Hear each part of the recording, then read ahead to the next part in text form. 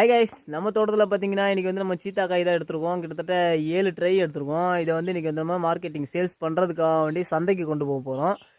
அங்கே வந்து எப்படி சேல்ஸ் பண்ணுறாங்கங்கிறத இன்றைக்கி வீடியோவில் பார்ப்பீங்க.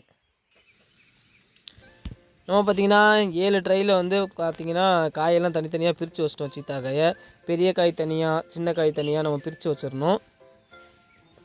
அதில் வந்து பார்த்திங்கன்னா நம்ம கொண்டு போகிற காய் வந்து நம்மளோட காய்ங்கிறது எப்படி கண்டுபிடிக்கணும்னா, நம்ம வந்து ஒவ்வொரு ட்ரைக்குமே நம்ம இன்சில் எழுதி வச்சுக்கணும். ஆக்சுவலாக எல்லா ட்ரைலையுமே ஒரே மாதிரி இன்சில் எழுதி போட்டோம்னா இந்த இன்சில் வந்து அங்கே வந்து யாருமே கொண்டு வர மாட்டாங்க. நான் பார்த்தீங்கன்னா இப்போ எஸ்எம்டின்னு எழுதி போட்டிருக்கேன். நம்ம எடுத்துருக்க எல்லா ட்ரைலையுமே உள்ளே போட்டுடணும். அப்படின்னா தான் அங்கே போய் கடையில் வந்து அவங்க இறக்கி வச்சாங்கன்னா யாருக்கிட்டேருந்து வந்திருக்குங்கிறத வந்து இந்த இன்சிலை வச்சு அவங்க வந்து நோட் பண்ணி வச்சுக்குவாங்க. ஏன் சொல்கிறேன்னா, நம்ம மட்டும் காய் அனுப்பி விட மாட்டோம். நிறையா பேர் வந்து இப்படி ட்ரையில் சாக்கிலலாம் சந்தைக்கு வந்து காய் கொண்டு வருவாங்க. அங்கே வந்து பார்த்திங்கன்னா ஒரு 2-3 கடை இருக்குது. ஒவ்வொரு கடைக்கும் நிறையா கஸ்டமர் இருக்காங்க. அவங்க வந்து கொண்டு வந்துடுவாங்க.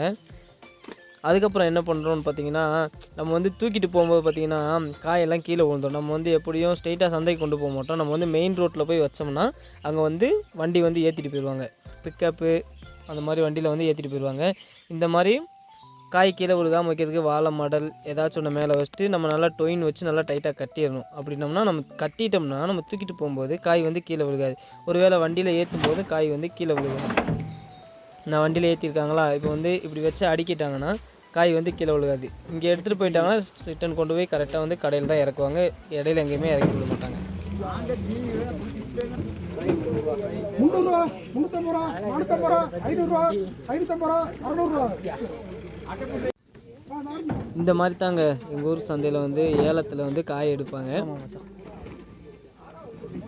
அது வந்து எவ்வளோ ரேட்டு போகுதுன்னு வந்து நோட் பண்ணி வச்சுக்குவாங்க. 250 ரூபா, 300 ரூபா, 350 ரூபா, 400 ரூபா, 450 ரூபா, 500 ரூபா. இந்த சந்தையில் சீத்தா காய் மட்டும் இல்லைங்க, வாழைக்காய், fashion fruit, butter fruit, orange நிறையா இது சேல்ஸுக்கு கொண்டு வருவாங்க. அதை பற்றி தெரிஞ்சுக்கணும்னா மறக்காமல் கமெண்ட் பண்ணுங்கள்.